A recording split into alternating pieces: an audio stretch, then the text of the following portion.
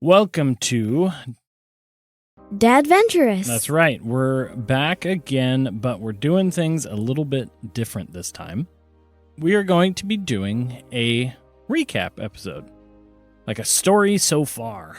We're doing this will be a short little episode of what's happened so far. Mm-hmm. Going through episodes through what we've... Yeah, we're going to cut through episodes 1 through 15. Kind of the first arc of the story is the plan. So, we're going to kick it off with a little bit of a reintroduction to the world. The idea with this, too, is that if people are out there who want to join in, listen in, and maybe not listen to the first 15 episodes, maybe they just kind of want to jump into our later ones, that's fine.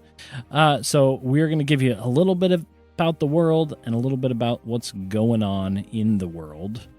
And then about our character, Kia, and what she's up to. All right, so the world of Elsewhere, a world of magic and outdated modern technology smashed together. Once many years ago, there was a world similar to Earth, yeah, but magic exploded into the realm, creatures ripped out of fantasy came through, and magic surged everywhere. Shut down things like engines and computers and electricity. Everything. Yeah, and then it created past world ruins and surged items and these crazy robots called scrapers. The scrapers roam the past world ruins, often called scrapes, and seem to protect the past world artifacts. Dun, dun, dun. Also, that surge of magic started creating more animalistic races like the Tabaxi and the Dragonborn and Froglings. And Turtles. And Turtles, exactly. So now you see those everywhere as well.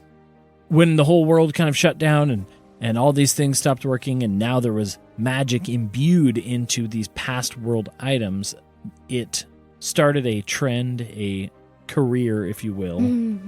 Of rummaging. Yeah. For past world tech to sell, use, buy. Yeah. And those items were imbued with a magic of sorts. But that was a long time ago to the story we're talking about 300 years. And nowadays, the past world tech has been scoured over. There's still stuff out there. There's still stuff that gets created during these wild magic storms that roam the countryside. Big, basically normal storms, except that they're magic, iridescent clouds, multi-neon raindrops, prismatic lightning, and the occasional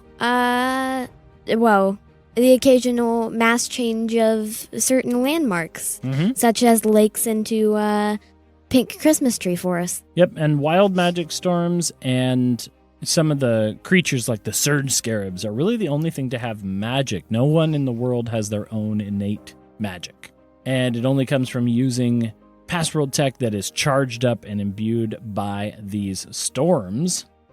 And yeah, that's basically our little way of doing magic a little bit differently. Just Yeah. kind of for fun. Kia, for instance, has a spray can of what used to be weed killer, but is now magicked, and when it's sprayed, it grows thorns on whatever it touches, and so I use it on my arrows to create big thorny explosions. Yep, and if you find yourself in a wild magic storm, you have to roll on a table that I created. To figure out what happens. Yeah. Do you want to roll on it right now? This is scary, sure. Nothing will happen officially. It'll just be for fun, because I kind of want to roll on it too. I have it loaded up. We'll both roll on it. Okay. What'd you get? 62. 62. I got a 52. 52. I immediately grow a bunch of body hair equivalent to that of a werewolf, and it falls off after a day. Wow. Yep, and you got what? 62. 62. The ground within 100 feet of you becomes sticky adhesive. Your feet stick with each step, and everything smells like spearmint. So it's like it's gum. Wow. So there you go. Oh, wow. Little more taste. And anyway, 300 years later, we found ourselves with the story of Kia. Who's Kia? A tabaxi rummager, who is, might I add, only 12. She's been doing this for about 7 years and is cheery, sneaky, because she's a cat, and hates dogs, likes yarn, and uses a bow. Yeah, she's a Horizon Walker Ranger. Yep. Cool. I get to shoot things. You do get to shoot things. And so Kia is from a little town called Map's Edge, where she sets out periodically, daily, and rummages the nearby past world ruin called the Scrape for her grandfather's shop. Past world plunders. And that's kind of where this all started. Back in episode 1, you ventured out into the Scrape. You were going for a daily run through. Dad made me completely improvise my room. I did. I made you improvise some things. And you made your way into the Scrape, where you realized things weren't as they seemed, not as normal. And you... Which is, may I add, very strange. Yes, exactly. And you made your way up to some of the higher floors. You'd never been above floor 7 before. And as you got up close to the top, you heard a scream, a pained scream of someone in trouble. You made your way up through some scrapers, and you came across a elf woman named Maud. Maud was injured, she was beat up, and she had been attacked by some giant scraper thing, right? Yeah. You guys... Sure, she was injured, so I dragged her to an arcade and said that I'd go get her backpack for her because it had a healing potion in it. And so I hopped up to floor 8, but finding a loophole in Gunther's rule of never going above floor 7, I only put half of my body on floor 8 and grabbed the backpack. But before I could get down, the Scrayclops appeared and saw you. Bum, bum, bum. And then immediately following in the next episode, you went up into floor 8 and 9 because Maud told you that she had felt something interesting. A surged item. A very powerful past world tech item. And it seemed to be something that she had never felt before. So you guys thought that you could get up there and get to it. And you managed to feel it as well. Turns out you guys both had this affinity to search out for surged artifacts. You got the artifact. It was a projector that seemed to affect... It's a real mystery. Yeah. It seemed to affect the scrapers. And then you had to make a mad dash escape. Escape Because the Scrayclops was after you and wanted to destroy you and take back the projector. And you had to dash down the Scrape as it started to get exploded and ruined. Or at least the upper floors did. And on your way down, you had the projector going, and it attracted a wild magic storm.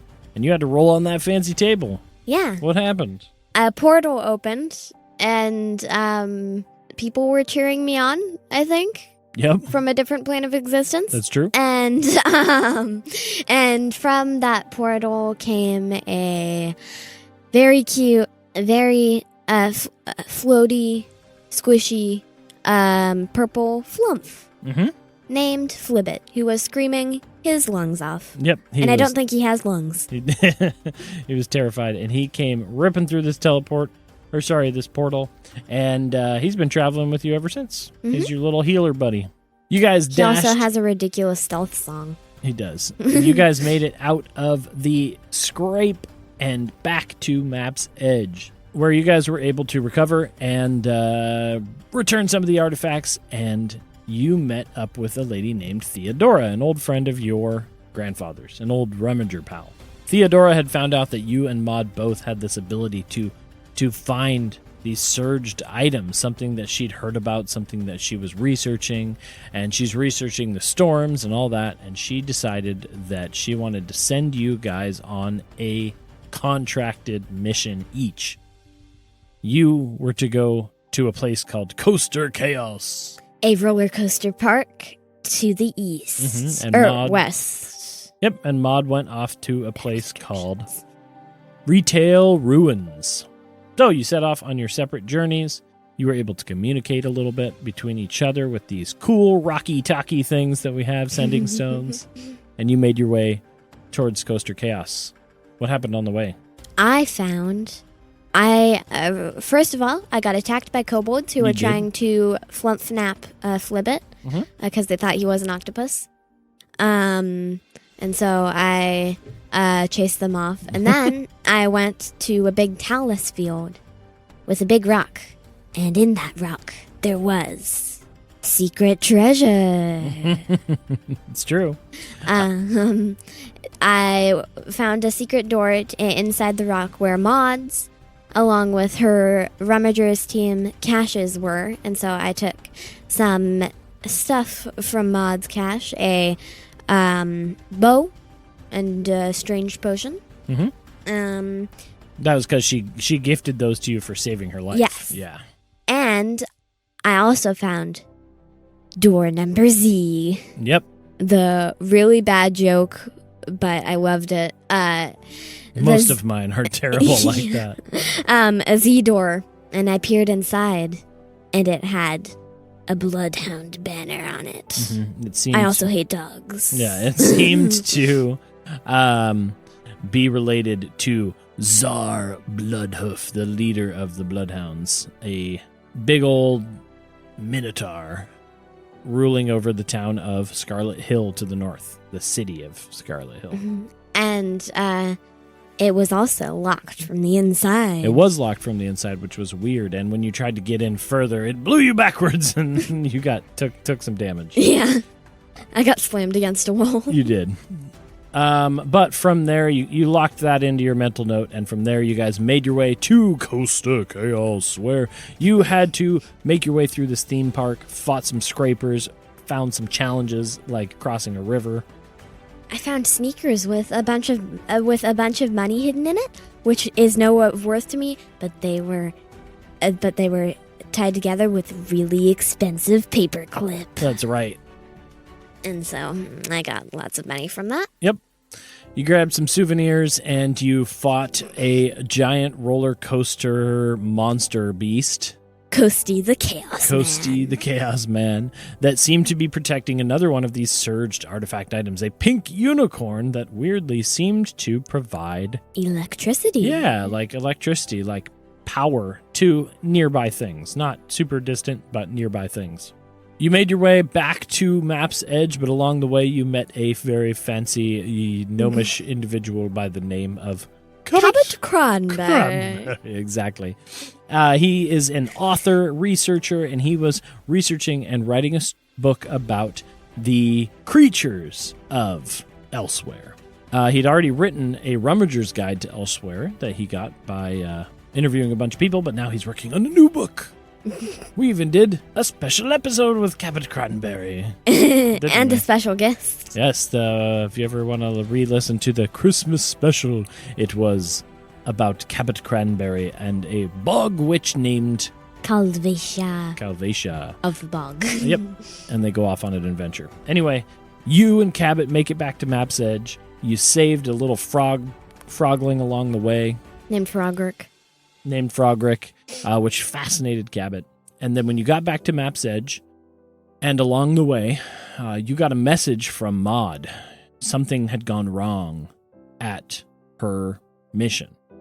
She said that it was a bloodhound trap and don't come back. So But it came back anyway. Let me redo it for you, because this might be important. She did not say it was a bloodhound trap.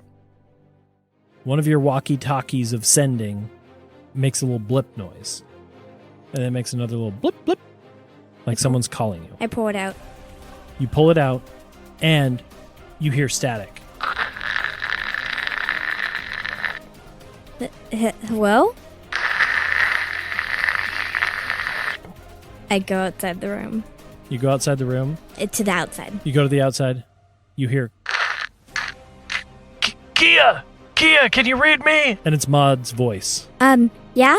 What's up? I got the thingy. Don't go It's a trap!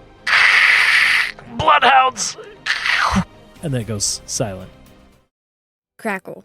Crackle and transmission. So she did not say it was a bloodhound trap. But she said there was a trap and There it was was a trap. bloodhounds. But she there was said, gaps in between those parts. yeah. But she said, don't come back. But I came back anyway. You did come back anyway. Gunther, your grandfather, and Theodora had been working on these past world surged items. They're trying to figure out a way to maybe control the storms, to attract them elsewhere, to save towns, things like that. And unfortunately, a storm hit Map's Edge in that same time as you came back. You guys rushed to the scrape. You dashed inside. You had to fight these creepy surge scarabs along the way. These surge scarabs are these little beetles that when they bite you or attack you, they seem to force you into some sort of flashback. Otherwise known as pass-out bugs. Yep. As I have unofficially named them. Yep. And you guys made it into the scrape, and the pink unicorn did its magic, turned on some electricity, and opened a garage door with a motorcycle inside. For I'm some happy reason. to get a Teal motorcycle. Yeah, we'll see. And you talked with Theodora and Gunther, and they decided that the best course of action was to have you go towards Retail Ruins to see what happened to Maud. And that in a few days, one of Maud's associates, named Beryl, was going to come And meet you there. meet you. Yeah, and you guys were going to figure out what happened to Maud and why she wasn't able to retrieve this item or anything like that. Why she disappeared. Yep. Gunther, emotionally, as always, sent you off on his way because he loves you so much, and he gave you some stuff. He cried. He cried. It was very embarrassing. And you managed to start making your way towards Briarport and Retail Ruins. Along the way, you fought a cellar beast, a cellar scraper. Oh, yeah. It was Uh, hiding in a cellar. I stunk him out. You stunk with him my out. stink clock. Yeah, just to reiterate, with a stink clock, not anything else. Yeah. Yes, you stunk him out, you took him down, and you managed to get something that I don't know that you remember, but I believe you have some jars of honey in your... Oh, yeah. And you don't know if they do something. Magic honey. You also have a phlegm jar from Oh, Frogrick. So don't forget about your silly items. You have a phlegm jar that does... I think I told you it acts I as can cast a web spell. Yeah. And these jars of honey, that maybe they're valuable, maybe they do something. No one knows except me, of course. And anyway, you moved on from there. You made your way to Retail Ruins. What did you find in Retail Ruins? I found Kia. The main building was named Kia. Kea with an I on the ground. Yep, it was. Um. You found a little remnant of your past, right? Yep. Big glass doors were open. I figured out why I was named Kia because the building was named IKEA. And I went inside and found a lamp in a closet that was a side room that was very bright and warm, and I had the feeling that this was the past world artifact. Mm-hmm. But before I could do anything, I heard, specifically 9 times for some reason, I heard chittering and skittering, and it was not what I assumed was the scraper cashier, but indeed the pass-out bugs. That's right. Yeah, for whatever reason, these surge scarabs keep coming out. They seem to be coming out around surged items, and that's kind of what you're noticing. A bunch of them attacked you and Flibbit, and you guys got knocked out, and we went into a flashback episode, or 2 of them anyway. And we got to see glimpses of Kia before she was a tabaxi. I got to play a very weak, very cute Maine Coon kitten Mm-hmm. named Kia the cat. Not yet, actually. You were not named Kia the cat yet. I was the cat. You were just a cat. That's right. And you were enjoying a sit in your warm little I caught a goldfish. showroom. You caught a goldfish. And then suddenly a wild magic storm came and rolled over the top. And the ruins and the warehouse was filled with scrapers that wanted to attack you. So you had to sneak, you had to jump, you had to dodge, you could pounce on them. You did whatever you could to get to the lowest level so you could get out.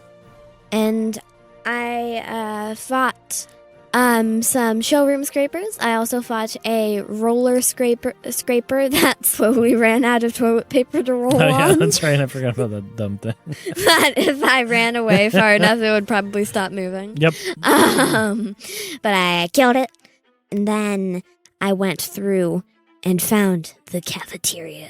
You did. A giant meatball launching scraper tried to get you with both frozen. IKEA is known for its meatballs. That's right. The frozen and rotten meatballs that were launched at you that you had to dodge. And you made your way down the escalator out into the warehouse, the downstairs warehouse, where you had to make your final mad dash through crazy, like, hordes of scrapers, shelves falling down. There was a stream in the middle. There were waves coming through. Everything was going absolutely crazy. I got wet. You got wet. And then in that last little dash, what happened to Kia? I got pushed outside by a wave repercussioning off the back wall, and it went and pushed me forward past the scraper horde and out into the neon rain of the wild magic storm. And I got changed from Kia the cat into Kia the tabaxi You did. cat. And you felt yourself grow and think differently.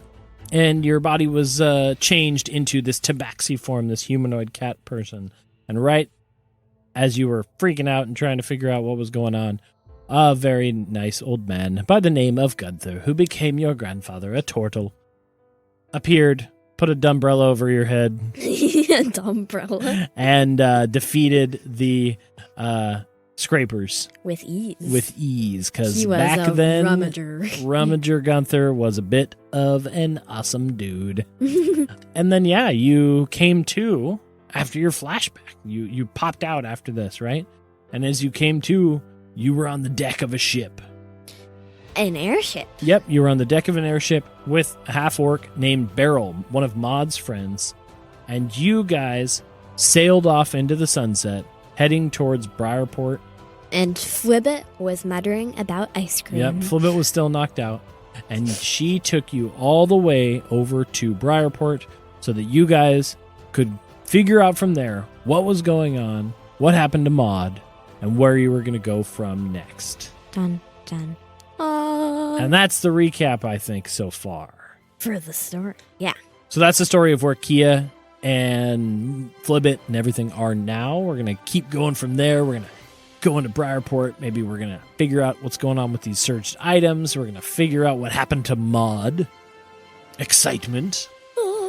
And, yeah, so the story's going to keep going from there. I'm thinking that we're about a third of the way through the story, maybe, somewhere in there. Arc 1 kind of complete. Kia got to become level 4, I think, Yeah. right at the end of that. Yeah. And so, she's going to Apparently go... having a very intense flashbacks gives you experience. That's right. You get experience in unconscious states in my world. And, yeah, so you're going to be a level 4 Horizon Walker. We're going to go from there. Is there any other questions, any other things we need to cover in the world of Elsewhere, do you think? No, You don't think so? not for me. Okay. Couple things I wanted to go over a little bit that people had asked me about was kind of how the wild magic storms work and all that. So the idea is that nobody has innate magic. Magic is just like in the environment and in the land and in these items. And it seems like some of these past world structures, these ruins, these scrapes from before the surge, the buildings themselves aren't affected by the wild magic storms. And the storms generally can't get inside, right? Yes. But what does happen inside the scrapes is things are changed. You have your scrapers that are come to life and form out of the crazy remnants of the past world. I got to see an example of that with the toilet paper scraper. It was floating together into a big, slightly bigger than a cat monster. That's right. Yeah, and you've seen that a number of times where the scrapers seem to be just a molding together of what's nearby. So usually things that you fought have been kind of involved with their environment. I believe I fought a telephone scraper. You also fought a t-shirt cannon scraper. Oh, yeah. With t-shirt wings. Yeah. And I got 3 t-shirts from it. Yep, you fought a honey jar cellar scraper, and you fought lots of different things. Yeah, it's been a little wild. I believe I fought dogs, too. Yeah, the little scraper dog beasts. They just look kind of like dogs. Yeah. So the magic, people will use the past world ruins as shelter, but it doesn't mean they're completely safe because scrapers come to life inside of there and things like that. Otherwise, if you get caught in a wild magic storm, lots of things can change. Creatures have turned into variants. Whole towns have disappeared. Lakes have turned into pink forests. This did actually happen. That did happen. And you even got a little bit of information about somebody who died in one. Only one time once. Yeah. But actually one of Gunther's old Rummager pals. Were you about to say something? No. Okay. A guy by the name of Zach who actually perished inside of a wild magic storm. And so they're dangerous to be in. Some of the stuff that happens is just kind of humorous. But there is the potential. Like the gum. Yeah, like the gum. But there is potential for danger. And then on the more meta conversation, the way magic works is these items are imbued with it, and it's basically just us having fun with spell slots and things like that. They work exactly the same as spells in D&D. It's just kind of a fun way of doing it. Yeah. Right? Such as my spray can of thorns. Yep. You also have a stink clock and a golden watch of speed. Yep. Yeah, you got lots of different little things to help you out. Also, the idea of a cat person wearing a gold watch is just like amusing to. It's just bizarre. Yeah. Anyway, I kind of think that's it, right? We're going to keep going with the story. We're going to continue on. You're going to find some more stuff. It's going to be a good time. So that's a little bit of the recap. And secret stuff. That's a little bit of a recap of the story so far with Dadventurous. Check us out on social media, Dadventurous Podcast on various places. Send us your thoughts, your comments, your emails, whatever. Your reviews. We love that stuff. We want to see more. We're hoping to get out there and get more people and kids and families and all that listening. Yeah. So thanks for joining us. And we'll probably be doing a few more of these recaps throughout the story. So if you want to jump in and just start from here, you can. Thanks again, and we'll see you next time. On Dadventurous. Bye.